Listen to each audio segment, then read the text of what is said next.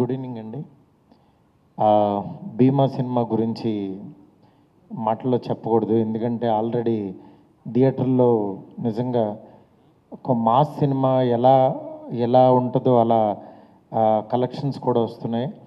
అంటే intermediate exams అయ్యి ఎంత చాలా బిజీగా ఉన్నా స్టిల్ ఇప్పటికీ కూడా కొంచెం అంటే మంచి షేర్స్ వస్తూ థియేటర్లో ఇన్ని సినిమాలు రిలీజ్ తర్వాత కూడా చాలా సక్సెస్ఫుల్గా రన్ అవుతుంది.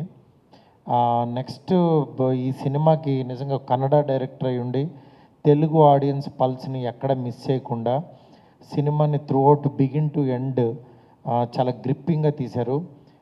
హర్ష గారికి హార్ట్లీ కంగ్రాట్స్.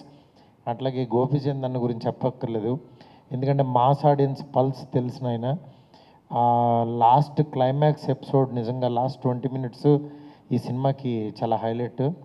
అట్లాగే ప్రతి ఒక్కళ్ళు కూడా సినిమా చూడొచ్చు ఫ్యామిలీస్తో వెళ్ళి, ఎందుకంటే ఎంటర్టైన్మెంట్ ఉంది, అలాగే యాక్షన్ ఉంది. సినిమా నాకు ఈ సినిమా వల్ల ఒక ఎక్స్పీరియన్స్ అంటే మా పిల్లలు, నేను అసలు ఈ సినిమా గురించి ఏం చెప్పలేదు అనుకోకుండా ఇన్ఆర్బిట్ మాల్లో సినిమా చూసి మా అమ్మాయి మెసేజ్ చేసింది, డాడీ సినిమా బాగుంది వెళ్ళామంటే భీమాకి వెళ్ళారన్న. అవును భీమాకే వెళ్ళామన్నారు.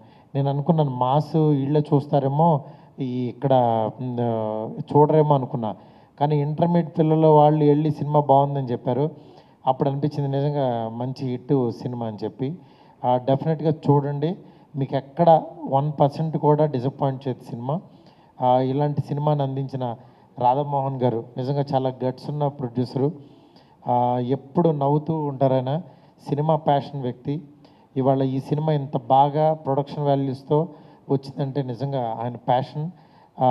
ఇక్కడున్న టీం అందరికీ కూడా కంగ్రాట్స్. అలాగే గోపిచంద్ అన్నకు కూడా కంగ్రాట్స్ అన్న. Thank you so much. Me thanks మీట్లో ఇలా నన్ను కూడా జాయిన్ చేసినందుకు చాలా హ్యాపీగా ఉంది. Thank you.